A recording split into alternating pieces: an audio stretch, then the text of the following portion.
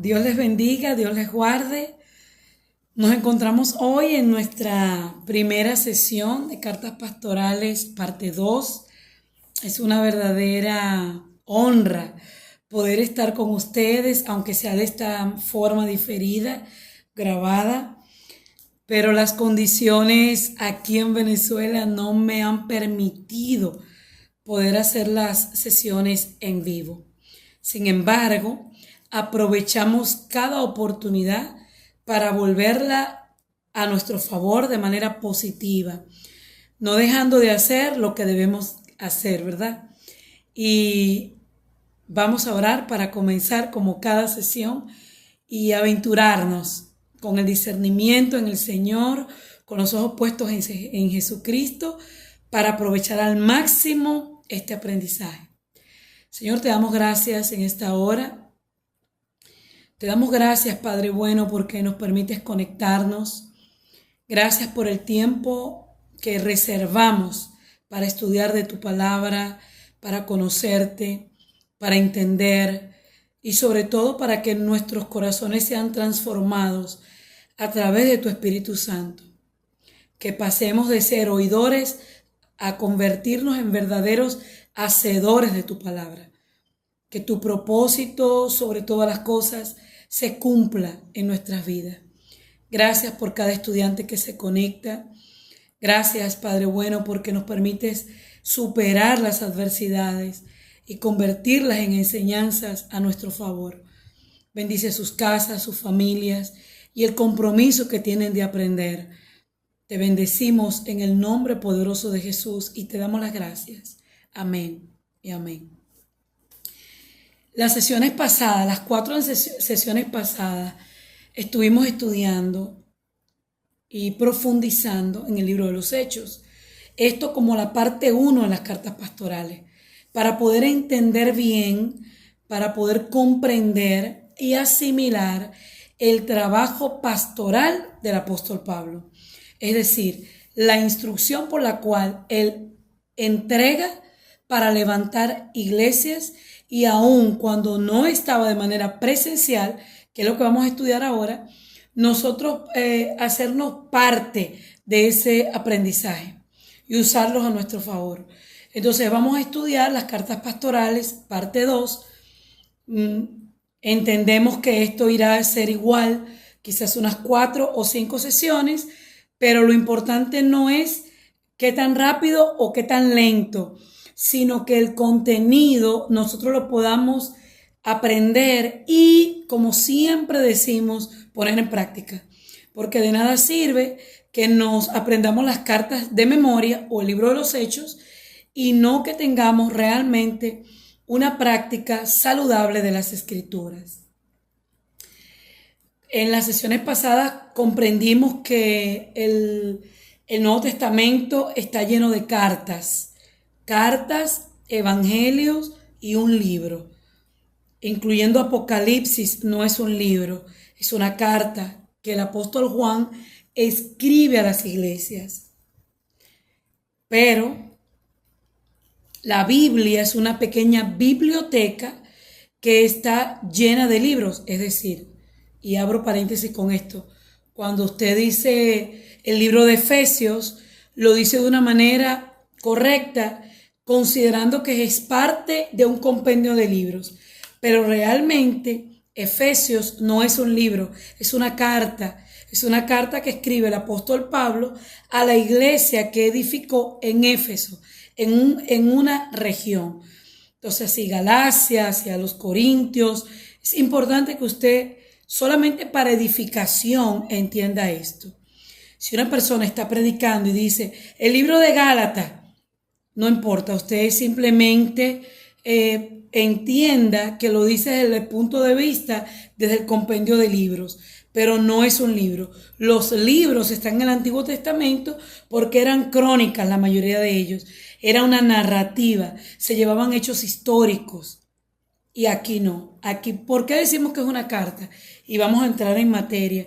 Este material ustedes lo tienen en su classroom y consta, ¿verdad?, de lo que es las cartas paulinas, su definición, el objetivo de las cartas, la introducción a las cartas y después vamos a ir desglosando todo esto. Dice, las cartas paulinas o las epístolas paulinas son un conjunto de 13 cartas escritas o atribuidas al apóstol Pablo, recolectadas en el siglo I. Se trata de un cuerpo de escritos representativo del llamado cristianismo paulino, una de las 4 corrientes básicas del cristianismo primitivo que terminaron de integrar el canon bíblico. De las epístolas o de las cartas paulinas nos han llegado copias tan antiguas como el papiro. Recuerden que en aquellos tiempos no existía el papel como el que nosotros conocemos ahora, sino que este era sacado directamente de las cortezas de los árboles. Entonces, por eso no era, bueno, de hecho, la tinta como tal y el método escritural no es como el que nosotros conocemos ahora. Datado desde 175 al 225 después de Cristo. Las epístolas paulinas fueron aceptadas unánimemente por todas las iglesias y son parte del cristianismo, ya que desde los primeros tiempos se consideraron y se establecieron como una fuente ineludible del pensamiento y de la espiritualidad doctrinal. Es decir, cada carta que fue fechada y que tenía un propósito específico, las iglesias la adoptaron como propias. Se dice, eso es algo que lo hemos discutido aquí en clases, que las escrituras, la palabra de Dios, muchos consideran que tuvo un tiempo en el cual le fue dada a una persona, a un pueblo, a una región, a una nación, y que luego del cumplimiento simplemente dejó de existir. Sin embargo, si eso fuese así, usted y yo no estuviésemos viviendo y experimentando el poder de Dios, y además de todo eso, toda nuestra enseñanza, todo nuestro fundamento doctrinal se basa en la Sagrada Escritura. Es importante resaltar, y aunque en esto soy muy reiterativa, que la palabra de Dios, este compendio de libros, fue escrito por manos humanas. De hecho, traducciones, interpretaciones y montones de versiones bíblicas, nosotros tenemos acceso hoy por hoy. Pueden ser impresas o pueden ser a través de los medios digitales. Y ciertísimamente todo esto tiene una connotación humana. ¿Por qué? Porque fueron manos humanas que transcribieron. Sin embargo, lo que tiene que ver con la inspiración del texto sagrado no es humano. Es una inspiración sobrenatural. Es una inspiración divina. Proviene del Dios eterno, el creador del cielo y de la tierra. De allí su perpetuidad, su eternidad, y por eso no caduca la palabra de Dios. Por eso tiene el mismo valor, el mismo poder y la misma sobrenaturalidad para cuando usted lee, por ejemplo, Josué, el libro de Josué, y lo que ocurre, que son hechos históricos y geográficos de una nación. Sin embargo, cuando usted lee una palabra de esa y la declara, ocurre el mismo poder sobrenatural, espiritualmente, a eso me refiero, que ocurrió en ese tiempo, que puede ocurrir en su vida o en la mía. Eso es las cartas pastorales. Se habla de que fueron dadas e impartidas a congregaciones específicas. Incluso ya lo vamos a leer, hay algunas que fueron con destinatarios puntuales y otras eran colectivas. Sin embargo, toda la iglesia la absorbe. Hasta la fecha.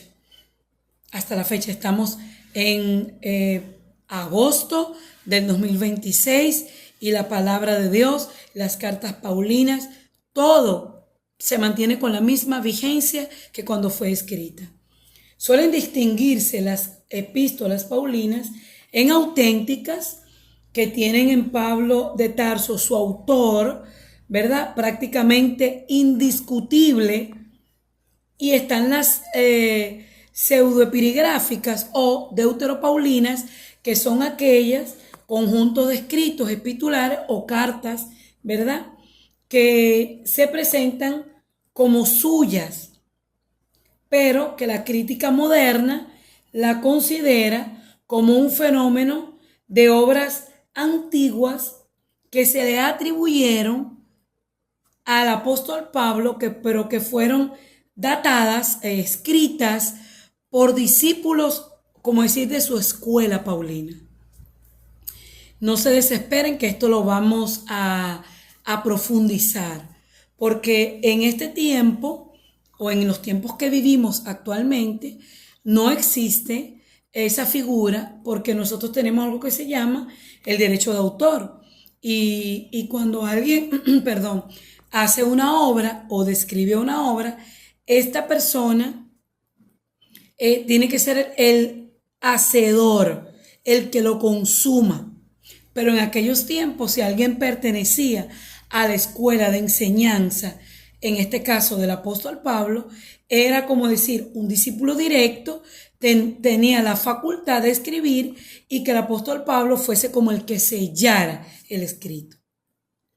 Los llamados epístolas, las epístolas auténticas paulinas, que tienen en Pablo de Tarso su autor, ¿verdad?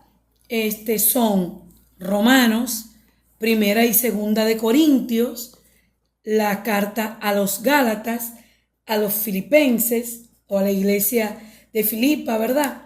Primera epístola a los de Tesalónica, Primera de Tesalonicenses, que se dice es la carta más antigua, ¿verdad? Es lo que se recopila hasta ahora, y la carta a Filemón, dirigida a estos creyentes de la iglesia que el mismo apóstol Pablo fundó durante sus viajes misioneros después de su conversión. Se conforma la sección más antigua del corpus del Nuevo Testamento. La crítica textual actual, moderna, de este tiempo, ¿verdad?, sostiene de forma que prácticamente y de manera unánime que fueron escritas de la mano del apóstol Pablo apenas 20 a 25 años después de la ascensión del Señor Jesucristo. Esto es tremendo. Esta recopilación que ustedes tienen en el material, que espero que lo estén leyendo como lo hacemos en clases, cuando estamos en vivo, que ustedes con el material abierto estén dando lectura junto conmigo a esto, y que podamos profundizar a través del chat.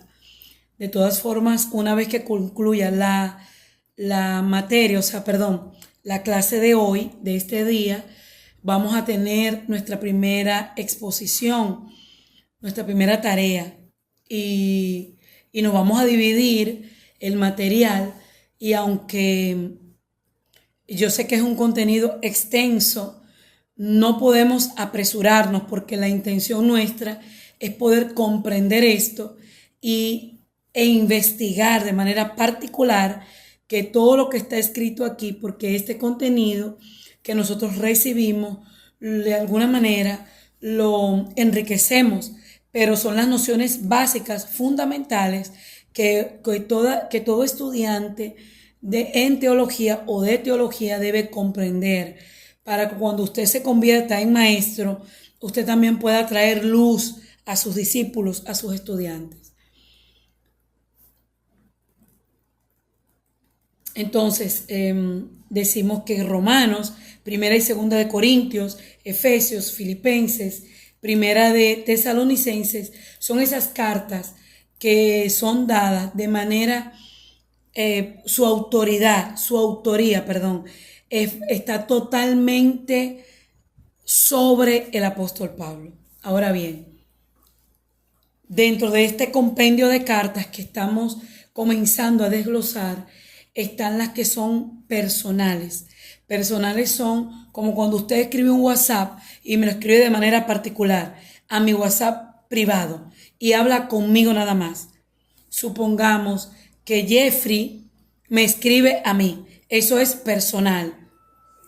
Sin embargo, cuando nosotros queremos encontrar estas cartas personales, vemos que a Filemón le escribió, vemos que a Tito le escribió y vemos que le hizo 2 cartas a Timoteo dentro de todo el grupo de las 13 cartas paulinas. Y las que no son así son las que se consideran cartas colectivas, es decir, él las escribió, pero se las remite a la iglesia en general. Y ahí entonces encontramos primera y segunda de Tesalonicenses, primera y segunda de Corintios, vemos Colosenses, Filipenses, Gálatas, Efesios, Romanos, ahí donde comprende todas las demás. Y ahora, con respecto a la carta a los hebreos, la crítica bíblica actual señala que el autor no es propiamente el apóstol Pablo. En su texto no se indica ni el remitente ni los destinatarios, sino que habla de una forma más amplia a la iglesia que se establece como la palabra correcta es a los judíos que confiesan a Jesús. Por eso dice a los hebreos, es decir, personas que tenían un conocimiento judío, ¿verdad? Por cultura, por descendencia, pero que se convierten a Cristo. Y entonces esa es esa iglesia del siglo II. Y se dice que el apóstol Pablo tuvo mucho que ver en la redacción en esta carta. Ahora, usted y yo nos preguntamos, ¿y cuál es el objetivo de las cartas? Y sé que en estos primeros minutos que tenemos, ya nosotros podemos dilucidar cuáles son los objetivos. Porque definitivamente que el apóstol Pablo es el hombre que Dios usa para conquistar espacios donde no había la cantidad de judíos, ¿verdad? Y no había tanta facilidad. ¿Por qué digo la palabra facilidad? Porque aunque hubo resistencia, y todavía la hay, en el pueblo de Israel, por ser un pueblo monoteísta y tener un Dios, el hecho de que haya Padre, Hijo, Espíritu Santo, y aunque nosotros entendemos que es una sola persona, para ellos el monoteísmo radica en la creencia en un solo Dios. Uno solo. Los hebreos usan la palabra Ejad, uno. Uno es. El apóstol Pablo se aventura en pueblos, regiones y naciones donde no habían uno ni dos, sino 15 o 20 dioses. Porque según era el tiempo, la temporada, la situación, la adversidad, entonces tenían un Dios para cada problema o para cada situación. El objetivo de estas cartas es dar instrucciones a los cristianos sobre el modo de comportarse y responder a sus inquietudes. En general, el autor da ánimos a los lectores y responde a sus preguntas que les causan o les genera mayor preocupación. Dada Tesalonicenses y Corintios en ocasiones y también los reprende, como es el caso de Gálatas y Segunda de Corintios. Y a veces escribe como muestra de agradecimiento por su comportamiento, como en la carta Filipenses, que sabemos que fueron de las últimas palabras del apóstol Pablo. Y si yo puedo, y lo hablamos en clase, lo recuerdo, en las sesiones pasadas, y hablamos de que las cartas tienen tanta vigencia y tanto valor, incluso hay pensamientos que se han marcado doctrinalmente. Eso lo hablamos en clase. Cuando se habla, por ejemplo, que la mujer calle en la congregación, lo desmenuzamos, pero en este momento lo vamos a ver con mucha mayor profundidad. Y es que para ese tiempo existía una condición que impedía el desarrollo de las enseñanzas dentro de ese lugar. No existían las iglesias como usted y yo las conocemos ahora. aquellos templos adornados, sillas, aire acondicionado, comodidad, lectura de la palabra. Pocas personas sabían leer. Las casas, los hogares eran realmente los lugares de encuentro, de reunión, de enseñanza. Y habían situaciones internas como lo hay en este momento. Me viene a la mente esa enseñanza que está en Filipenses, justamente, cuando hay dos personas, dos mujeres, que de hecho tienen un conflicto, hay una situación interna, y el apóstol Pablo lo habla. Y si usted y yo dijéramos que supongamos que eso fue única y exclusivamente para ese tiempo, yo tengo la forma de debatir y de derribar ese argumento. ¿Sabe cuál? Que hay montones de iglesias que a puerta cerrada o que de manera privada tienen situaciones con hermanos. Y el apóstol Pablo enseña en esa carta que dice que él sabe que esas son dos mujeres del ministerio que están entregadas a la obra, pero que él nota que hay una situación personal interna entre ellas. Y él dice, por favor, las entrego para que las ayuden a resolver esto, porque las necesito en el ministerio. Y yo quiero que usted reflexione sobre ese texto, y si es posible, pues lo lea cuando concluya la clase, y que lea la carta completa. Porque a veces nosotros sacamos textos de contexto y cuando usted saca, y voy a poner como ejemplo los mensajes de WhatsApp. Supongamos que en nuestro grupo de la universidad, usted entra y lee el último mensaje que yo escribí. Y supongamos que lo que yo escribí sea, no sé, algo de una tarea o quién sacó más, lo que sea. Y que eso usted simplemente lo saque y lo mande a otro chat. La persona que lea eso, ese pedacito, pudiera juzgar de manera equivocada lo que se está tratando. Y eso nos pasa con frecuencia. Sacamos un texto de contexto, lo aplicamos a una situación y de eso hacemos hasta una doctrina, un juicio, una condenación y ya. Para usted poder entender una conversación conmigo, por ejemplo, en el chat de la universidad, usted tiene que leer todos los mensajes, porque esa lectura le va a dar el contexto y le va a dar la comprensión de lo que estamos hablando. Así mismo son las cartas. Si usted no lee la carta completa y lee solamente 2 o 3 versículos, y estoy exagerando diciendo 2 o 3, porque pudiera leer uno y de eso hacer una doctrina, usted está equivocadamente trazando la palabra de Dios. Está aplicándola de manera equivocada, errónea. Y eso, en lugar de traer luz, produce oscuridad. Y tómese esto muy en serio. Cuando una persona decide estudiar teología, no lo hace para ensoberbecerse, para crecer, para ser visto, para ser conocido. No, esa es la razón equivocada. Puede ser una razón, claro que sí, no voy a debatir eso, pero es una razón equivocada. La razón correcta por la cual nosotros decidimos estudiar teología es para convertirnos en buenos maestros y traer luz a nuestros estudiantes. Y una forma de traer luz es leer el texto completo. Y nos vamos a tener que tomar las sesiones pasadas, estudiamos el libro de los Hechos. Y es verdad, lo hicimos en 4 sesiones y fue muy demandante y tuvimos una tarea muy larga, pero necesitamos puntualizar en los capítulos de los cuales muchas iglesias han hecho doctrinas. Y aquí en la universidad no estudiamos doctrinas, estudiamos la palabra de Dios en el sentido correcto de su aplicación a nuestras vidas. Porque aquí nadie quiere convertirse en algo más.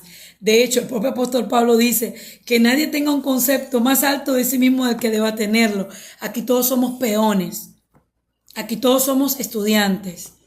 Como siempre se los digo a ustedes y me lo digo a mí misma, aspirante a ser maestro, porque ese sí lo puedo decir y lo digo. Yo quiero ser un discípulo de Cristo y convertirme eventualmente en un maestro, y en un maestro bueno como mi Señor. Entonces, volviendo a la lectura del material, ¿verdad? Quería decir esto, porque nosotros tenemos que convertirnos en esos que escudriñan las cartas para poderlas comprender. En el momento que fue dada la carta, las cartas no tenían la veracidad, la rapidez como la que usted y yo tenemos. Nosotros hoy estamos teniendo una clase de corte grabado, pero generalmente nuestras clases son en tiempo real. Es decir, yo estoy conectada en República Dominicana, en Venezuela, donde yo esté, y ustedes están en Suecia, en Alemania, en España, donde sea que ustedes están. Y eso se llama globalización, tiempo real. El Internet nos permite esto. La tecnología nos permite. En ese tiempo, no. En ese tiempo, el apóstol Pablo escribía la carta y la carta podía irse a pie, gracias, o caballos, camellos, dromedarios, dependiendo del sistema que tenía y de los recursos para dicha movilidad. Si nosotros se nos presenta una situación en la iglesia, supongamos, voy a poner de ejemplo que es Slaughter, y necesitamos hacer una consejería, lo hacemos por videollamada, eso es tiempo real. Y estamos atacando la situación en ese mismo momento. Cuando el apóstol Pablo se enteraba de que la iglesia tenía alguna situación, oraba al Señor, como lo hacemos todos nosotros, y redactaba la carta. Esa era su metodología, ese era el recurso que tenía para corregir, para levantar, para exhortar, para edificar, para agradecer, para celebrar. El próximo año nosotros tenemos graduación con el favor de Dios y esperamos que sea en Europa, si es la voluntad de Dios. Vamos a tener el tiempo para celebrar en tiempo real. Ellos no tenían esta facilidad que nosotros gozamos ahora. Por eso, con más temor de Dios, con más reverencia en el corazón hacia el Señor, tenemos que ser cuidadosos de cómo enseñamos la palabra. Entonces, en general, el autor da ánimo a sus lectores y responde a sus preguntas o sus preocupaciones. A veces les escribe como muestra de agradecimiento por su comportamiento, por la manera como llevaban la obra. En las llamadas epístolas pastorales, que son Timoteo 1 y 2 y la carta que le escribe a Tito, el tema central es la organización interna de la iglesia. Llámese obispo, presbítero, diácono y toda figura de carácter de gobierno dentro de la iglesia. Porque eso lo estudiamos en administración eclesiástica, cómo se compone el cuerpo pastoral, presbiterio, obispado, lo que la iglesia considere para armar como estructura de gobierno, porque se necesita una estructura de gobierno. La palabra pastoral como única no puede ser solamente. Porque nosotros, dice el libro de los Proverbios, en la multitud de consejos hay sabiduría. Cuando usted tiene una situación, y no me malinterprete, la oración es nuestro pan. Por eso decir, vamos a orar, es como redundar, es como que yo le diga ahora, vamos a beber agua porque tenemos sed. No, el agua va a saciar la sed. Yo no tengo que decirles que hay que beber agua para calmar la sed. Así tampoco tengo que decirles que hay que orar para buscar dirección de Dios. Si yo tengo que decirles que hay que orar, no voy a decir la palabra, pero los que me conocen saben. La oración es nuestro pan diario. La lectura de la palabra de Dios es nuestro diario vivir, como es la oración, porque en ella hallamos la dirección. el consejo. Sin embargo, cuando yo tengo un conjunto de personas con ciertas características que son descritas en esas cartas, entonces yo tengo una sabiduría de Dios mayor.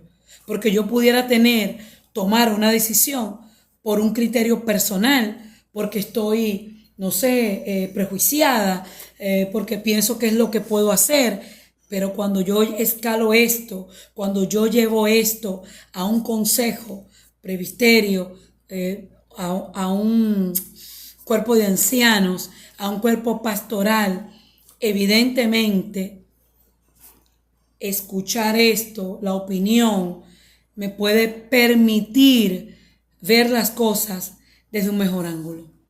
En la actualidad hay un concepto que se llama el recap, y es ver las cosas desde otra perspectiva.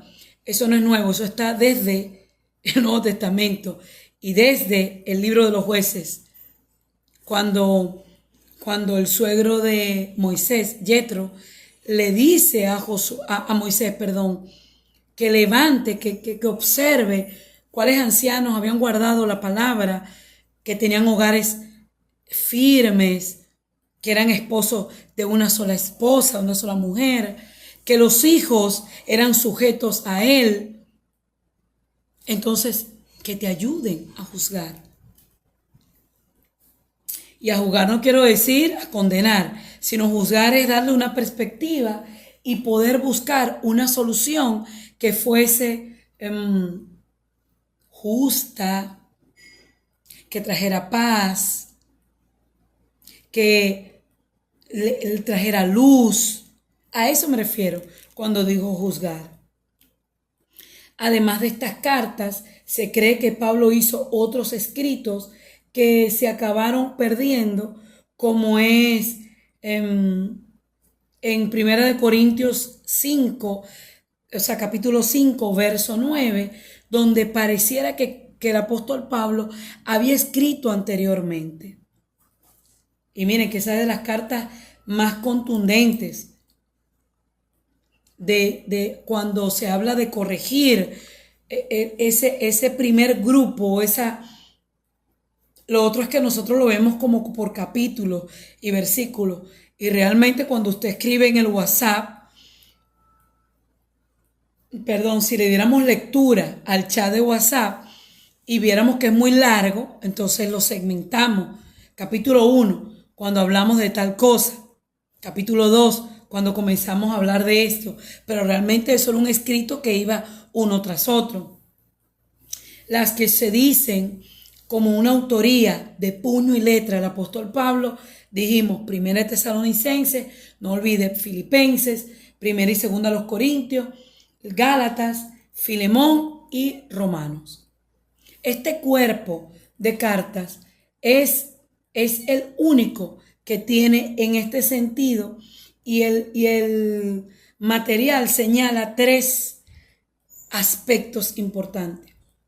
Porque se conoce a ciencia cierta su autor y la autenticidad resulta ampliamente del análisis científico y literario.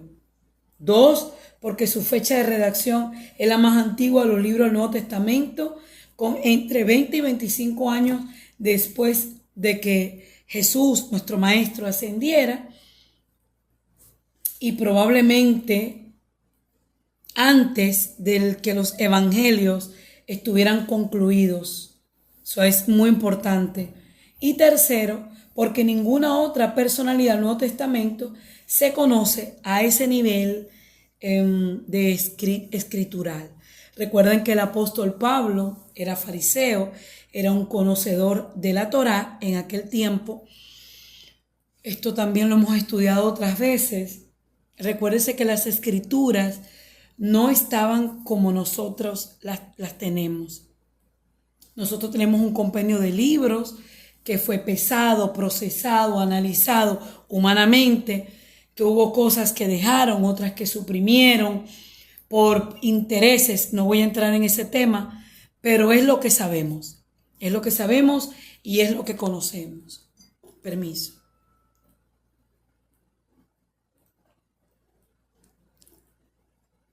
Entonces, si sabemos que hubo intervención humana, claro que sí, pero por sobre todo lo que podamos decir y argumentar acerca del de la manipulación o de la intervención humana, la inspiración es divina. Por lo tanto, todo argumento humano se derriba ante la inspiración dada por Dios para escribir esto. Y puedo compararlo de esta manera. Puedo decirle que hay cosas que usted y yo hacemos humanamente. Comer, salir a trabajar, manejar, todas estas cosas de carácter humano. Ahora, cuando usted es inspirado por Dios a una misión, a un llamado, a una labor, y la inspiración, lo que le mueve, el combustible, viene de parte de Dios, no hay voluntad humana que lo detenga. De hecho, no hay condición humana, no hay adversidad, no hay dinero, no hay comida, no.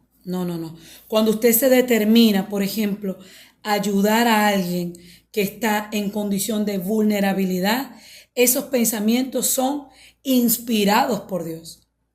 Porque la naturaleza humana suele ser egoísta, suele ser competitiva, suele ser que queremos estar en una posición mejor y voy a decir, bueno, voy a compartir 200 pesos cuando tenga 1000. Eso es un pensamiento humano. El que quiere compartir con los 200 pesos o con los 20 euros, comparte. No necesito tener 1000, necesito solamente tener la inspiración de Dios para hacerlo. Traigo esto como ejemplo de por qué nosotros tenemos que afirmar y defender y tener la convicción de que es así. Hay una rama dentro de la teología que se conoce como apologética. La apologética es este estudio de la defensa de la fe. Son los argumentos para defender la fe. Y si yo pudiera decir, de verdad, y lo digo con toda honestidad y con los estudios pocos que tengo, porque no puedo decir que soy la gran, eso no es verdad.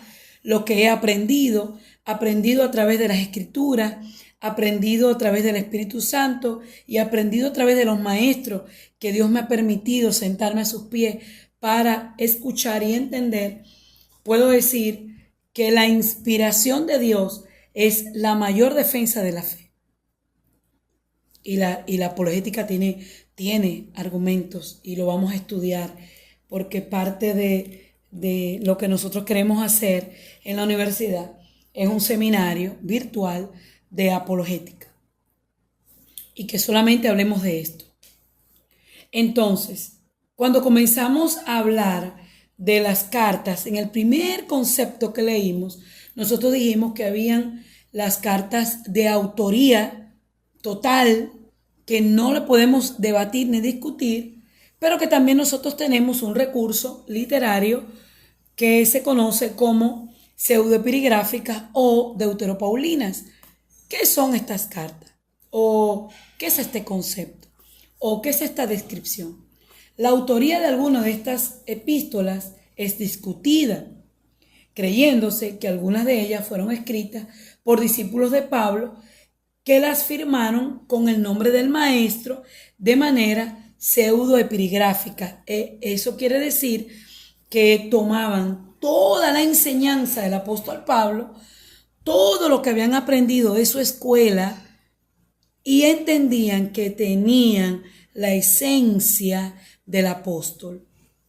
Entonces, la pseudoepigrafía en nada desmerece a los escritos señalados, ¿verdad? Y estudiados desde una perspectiva teológica.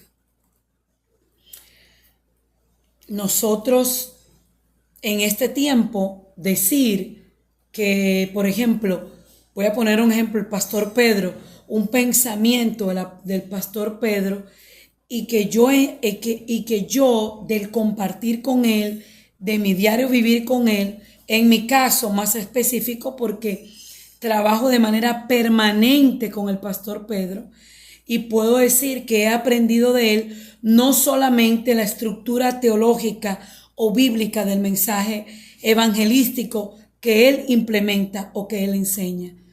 Yo puedo afirmar que he aprendido de él otras cosas, a manejar las emociones porque he visto al pastor en distintas facetas. En mi caso, laboro directamente con él.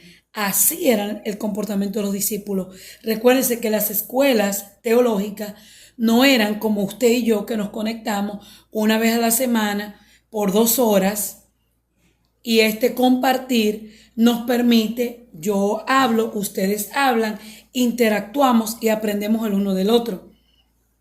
O como usted hace con su pastor, vamos a suponer que la iglesia tiene 2 reuniones a la semana y usted va esos 2 días de reuniones y cada día de reunión, supongamos que cuentan con 2 horas de reunión. Eso le va dando a usted una lectura de quién es su maestro. Pero si usted profundiza un poco más y en lugar de esas 2 reuniones de 2 horas, usted decide tener una convivencia mayor con su maestro, eso le da una lectura mucho más amplia y le va a permitir resolver problemas mucho más que un simple pasaje bíblico, porque usted lo va a poder aplicar al día a día, que es en mi caso y es lo que viven los discípulos y es lo que vive usted. Voy a aplicar las escrituras no solamente en un contexto bíblico puntual, es decir, en la iglesia, en las 4 paredes, no, sino que voy a sacar las escrituras al contexto de la familia, de mi trabajo, con los vecinos, con los que me llevo bien, con los que no me llevo tan bien. Y no es que se la voy a aplicar a ellos, es que me voy a aplicar a mí, porque de esto no se trata de el otro. Jesucristo nunca planteó las escrituras visto desde una ventana. Y me viene a la mente, y lo hemos discutido otras veces, el Evangelio de Mateo, capítulo 5, 6 y 7. Habéis oído, ojo por ojo, diente por diente, mas yo te digo ahora, que si alguien te da en la mejilla, ponle la otra. Nos convertimos o dejamos de ser personas que está buscando en el otro, sino nosotros queremos aprender y exponernos a nosotros mismos. ¿Va a ser sencilla la tarea? Pero claro que no va a ser sencilla, porque en el mundo lo que hemos aprendido es a competir y a ganar y a no dejarnos vencer. Pero el maestro dijo, si alguno te pidiere la capa, dale también la túnica. La capa estaba por encima de la túnica, para que los que todavía no han entendido esto. La túnica era lo que los cubría y la capa estaba encima.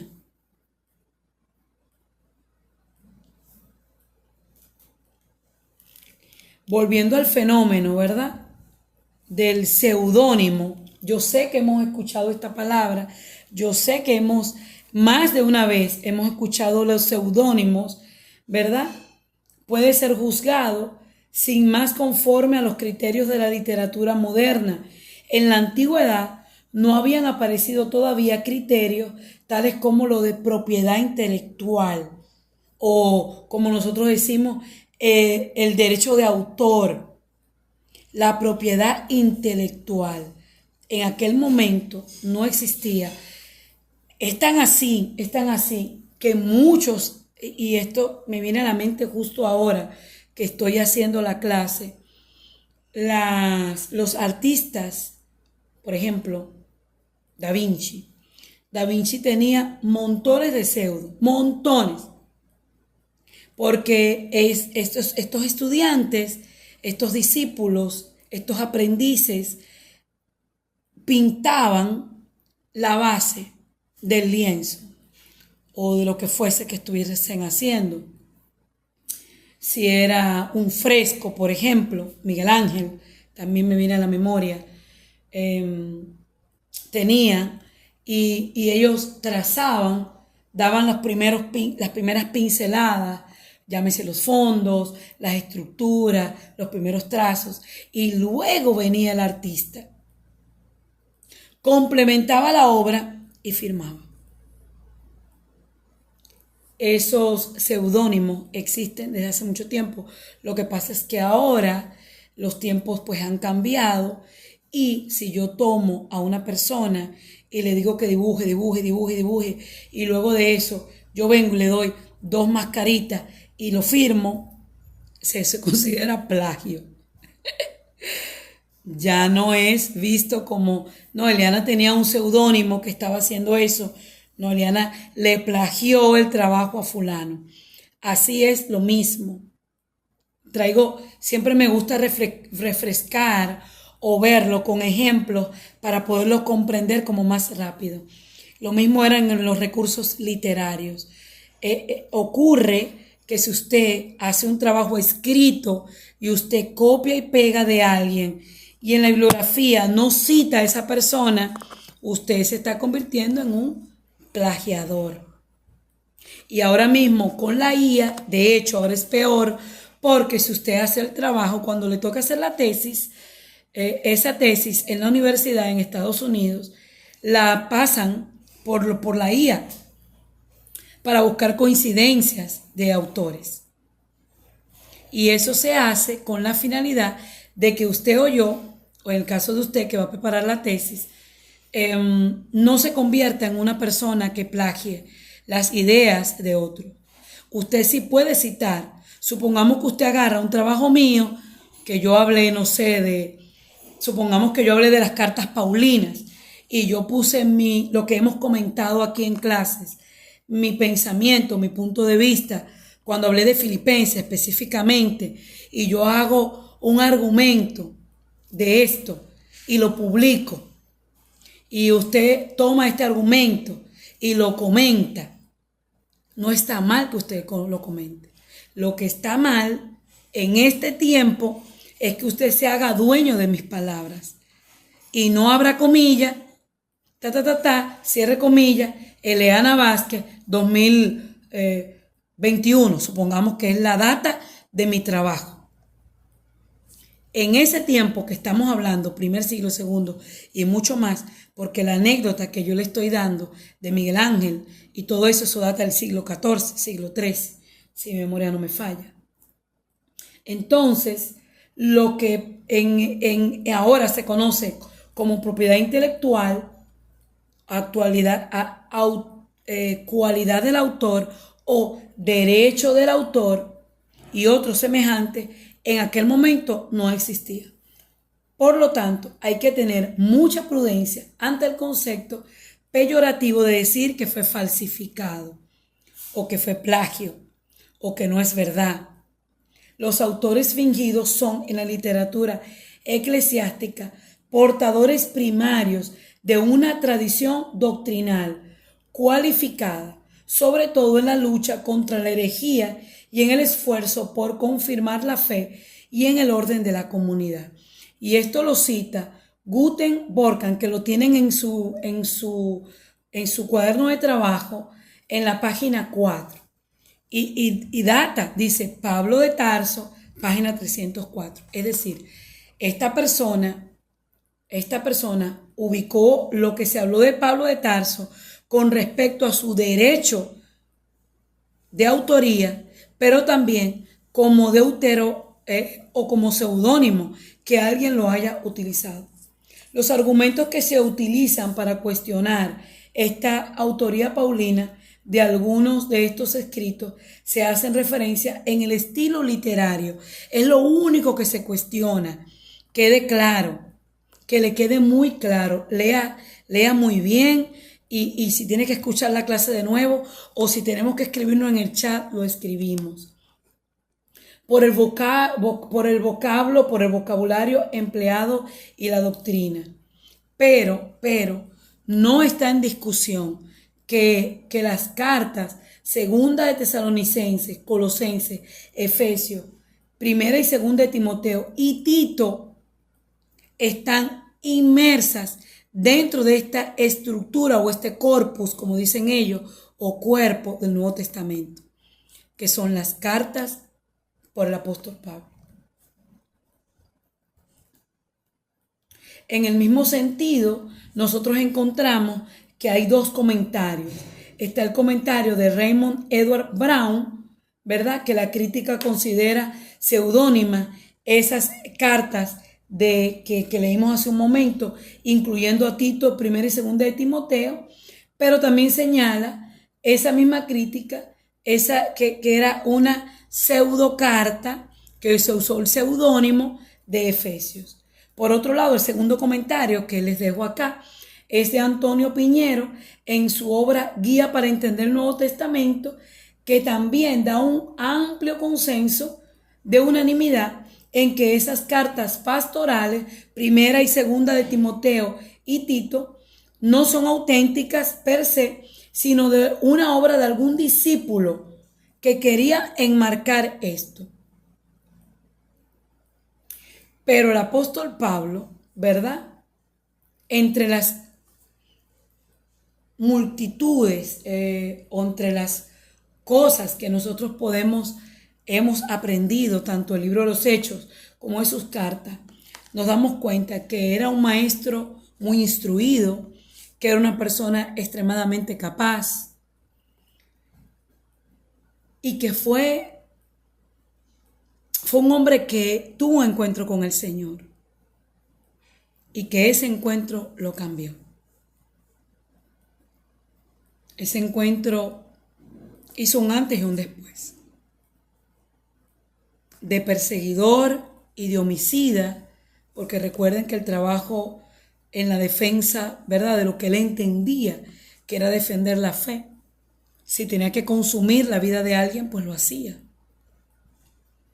Y me imagino que por eso tuvo montones de pensamientos y de luchas, como indigno, porque si nosotros, eso lo hablo a título personal, si yo me siento indigna, poco merecedora de toda la gracia, de toda la bondad, de todo el favor de Dios, yo no me quiero imaginar cómo habrá pensado el apóstol Pablo, juzgándose a sí mismo, incluyendo el aguijón, orando por muchos, viendo sanidad y viendo que en él no se concebían ciertas cosas. Y quizás hasta en su temperamento colérico, teniendo que lidiar con su propia personalidad, como usted y yo lidiamos, porque nosotros tenemos que siempre ver todo esto de la perspectiva humana en el nivel de carácter y de luchas. Y también lo tenemos que ver desde la perspectiva espiritual de lo que hace el poder de Dios y de la inspiración de Dios en hombres tan faltos de tantas cosas como, por ejemplo, yo. Con poca madurez, con poca profundidad, sin saber tantas cosas. Y a Dios le place enseñarme para yo enseñar a otros. Eso es un privilegio. Entonces, así, de esta manera, yo estudié teología y aunque no lo estudié con esta universidad, fueron principios que me sembraron, así como hoy yo lo estoy hablando con ustedes. Las cartas pastorales, ¿verdad?, son asumidas cada vez más por muchos teólogos. Y con respecto a la autoría, llámese de Efesios, Colosenses, y aunque hay opiniones divididas, hay acuerdos entre muchos teólogos que no son obras de Pablo, sino de algún discípulo suyo demasiado cercano. Y eso no entra en discusión para que usted y yo digamos que sí la escribió o no la escribió. No, esto se estudia es porque si en algún momento alguien le habla de esto, usted pueda decir, sí, sí es verdad, sí es verdad. Hay autores, hay teólogos que han hablado de estas cosas, pero esto no es el tema, por ejemplo, que usted debe debatir delante de una congregación. Lo que usted y yo debemos debatir delante de una congregación es el poder sobrenatural de las Escrituras, cuando es aplicada de la manera y en el sentido correcto, en el amor de Cristo, en la capacidad de perdonar, de restaurar y de levantar. Aunque estos conceptos para la Universidad Teológica Internacional es importantísimo que usted lo sepa, que hay cartas de la autoría del puño y letra de la mano del apóstol Pablo, como hay cartas deuteropaulinas que fueron escritas por discípulos demasiado cercanas del apóstol Pablo, a la cual él le da el carácter de autenticidad. Seudónimos. Por último, en el libro de Antonio Piñero titulado Los Apocalipsis, el autor dice que los especialistas están divididos con relación a la segunda carta a la iglesia en Tesalónica. Y el hecho de que sugiera que estos escritos canónicos pueden ser pseudoepigráficos o deuteropaulinos, lejos de quitarle la notoriedad a Pablo de Tarso, se interpretan como resultante de la autoridad del apóstol. Es lo que yo le decía hace un momento. Estos conceptos que estamos aprendiendo durante esta tarde, esta noche, de este día, no tiene que ver con en colocar en tela de juicio o en crear algún tipo de duda. No, esto se hace con la intención de que usted sepa que la palabra ha sido procesada, que la palabra ha sido pesada, juzgada, y que puede ser que, como yo les decía hace un momento, que hubo pintores que utilizaban manos de sus discípulos, de sus estudiantes, y que simplemente le daban el toque, posiblemente, y es lo que afirman estos autores, pero no le quita el mérito del poder de la palabra de Dios, porque ya la haya escrito quien la haya escrito a nivel de mano, la inspiración no fue humana. Y eso le da el carácter eterno, perpetuo, le da la vigencia y le da el poder para restaurar, para redimir, para consolar, para confrontar, para enseñar, para establecer. Toda iglesia, y esto es muy fácil de verlo, no necesitamos profundizar demasiado. Solamente necesitamos verlo con los lentes, como dicen los consejeros.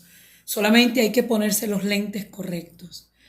Cuando usted observa una iglesia, la que sea, y usted ve que carece de estructura doctrinal, es decir, no tiene un cuerpo pastoral, no tiene un cuerpo de diáconos, no tiene ancianos, no tiene presbiterio, no tiene nada, eso tiene fecha de caducidad. Porque eso quiere decir que hay un hombre llevando la iglesia. Y los hombres, aunque tengamos mucha voluntad y podemos tener dinero y poder económico y podemos hacer muchas cosas, lo que le da perpetuidad a la obra de Dios es Dios. Y esto lo hacemos cuando levantamos una iglesia bajo el fundamento de Dios, en el fundamento de Dios y con el fundamento de Dios. ¿Y cuál es el fundamento? La palabra, el verbo, Jesús, la profecía, Jesús, la persona de Jesús, a través de las sagradas escrituras. Cuando el apóstol Pablo enseña a Timoteo y a Tito a identificar personas, eso es, y vamos a ponerlo como parte de un propósito. No quiero decir tarea para que no suene como que, bueno, porque es una asignación de la universidad. No, desafíese usted a leer las cartas. Yo he perdido la cuenta de las veces que he leído las cartas o cualquier libro de las escrituras. Y lo leo justamente cuando enfrento alguna situación, tengo que leerlas por completo. Porque es como un mensaje de WhatsApp. Si leo solo el último, me perdí toda la historia. Me perdí todo. Entonces necesito leer Filipenses. Pues tengo que leerlo completo. Porque cuando en ella yo me concentro, hallo lo que busca. Pedid y se os dará, buscad y hallaréis, llamad y se os abrirá. Porque todo aquel, dice la Escritura, que pide, encuentra. El que busca, halla, y al que llama, se le abre. Eso está en el Evangelio de Mateo. No podemos quedarnos simplemente con lo que escuchamos de otros. Yo tuve una profesora de historia del arte, no sé si les he contado esta anécdota, cuando yo estudié diseño, y ella siempre decía que todo lo que hablara ella, que nosotros no le creyéramos una palabra. A mí me daba mucha risa eso, pero yo me desafiaba verdaderamente que todo lo que ella hablaba, y yo no estudié cuando había la tecnología, que Wikipedia, que esto, no había que ir a la biblioteca. Y la universidad donde yo estudié diseño no era tan popular ni tan famosa. O sea que ahí me tocó recorrer universidades, incluso en otros estados, para yo poder validar. Por ejemplo, cuando yo hice mi tesis en la universidad, lo recuerdo como ahora, yo hice un diccionario. Yo hice un diccionario de términos de diseño y de arte. Y para yo poder argumentar y crear un diccionario, yo tuve que buscar muchas fuentes, muchos diccionarios. Y tuve que trasladarme a otras universidades. Entre esas, la Universidad Metropolitana en Caracas, que es la número 1 en diseño, el Museo Sofía Inver, el Ateneo de Caracas, todo donde había una biblioteca, ahí yo estaba. Indagando, investigando, buscando quién más quiso hacer un diccionario, a quién más le interesaban los términos. Los términos, es decir, todo lo que fuese arte, terminología de arte, artes plásticas, artes gráficas y diseño gráfico. Bueno, ciertamente me eché como 4 meses haciendo la tesis o 5.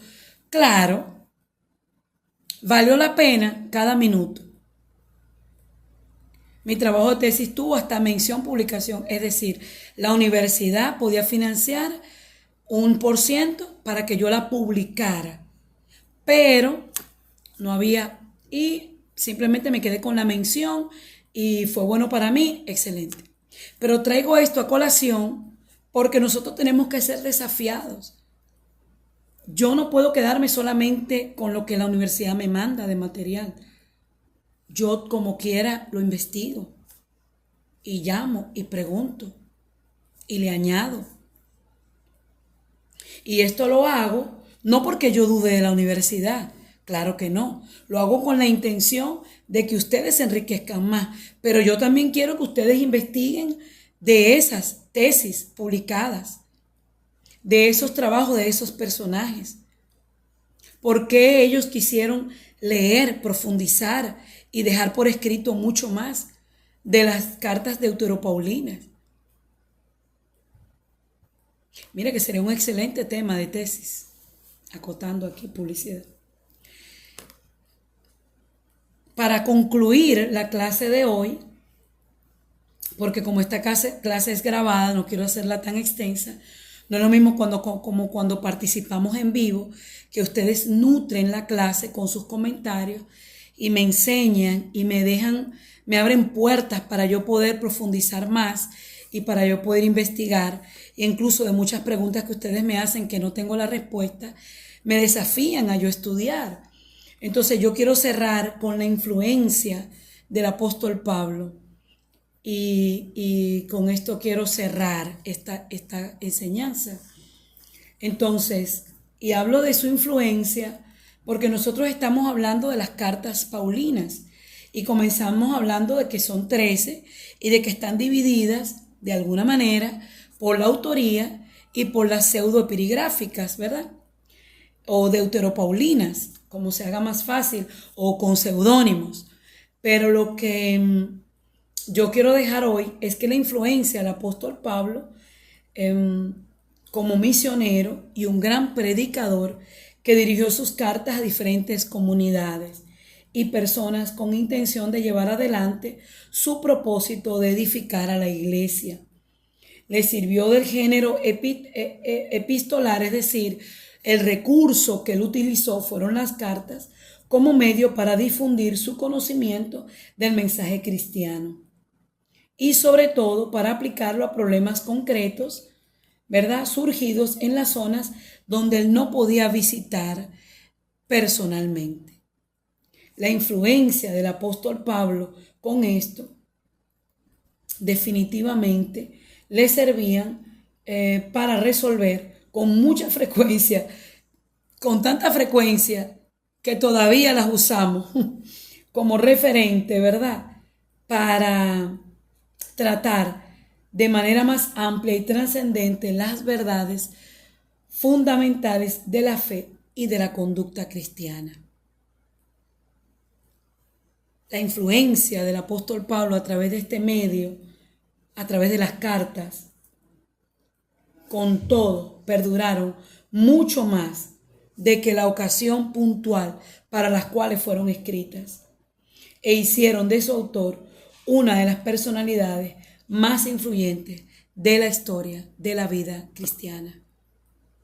Y yo puedo añadir que todo esto que estamos hablando es tan cierto, es tan verdadero, es tan real, que hoy por hoy nosotros nos encontramos dentro del estudio de la palabra de Dios y dentro de alguna congregación donde usted y yo hacemos vida, y leer las cartas para traer solución es lo que deberíamos hacer.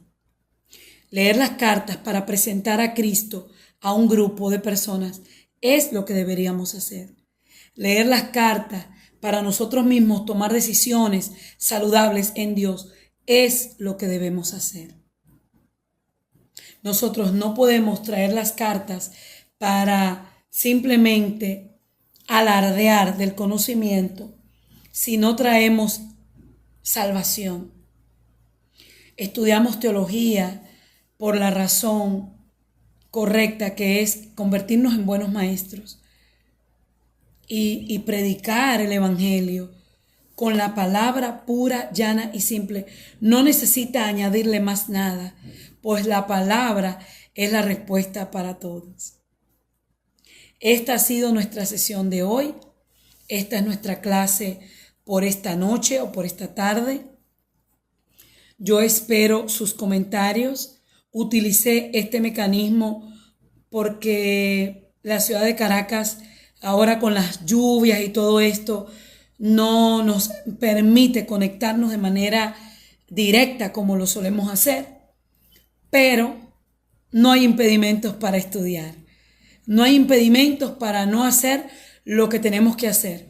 Y como dijo el propio Jesucristo, aunque quizás lo puedo decir que fue sacado de contexto porque él lo habló con un tema puntual del diezmo, pero yo puedo decir, podemos hacer una cosa sin dejar de hacer la otra. Podemos seguir estudiando y no usar el internet o la comunicación como excusas para no estudiar. Les dejo la tarea en el chat luego que vean la clase. Por eso voy a esperar que la clase sea publicada y que todos la puedan ver, y espero sus comentarios para entonces ponerle la actividad. Que Dios les bendiga. Gracias por estar. Dios les guarde.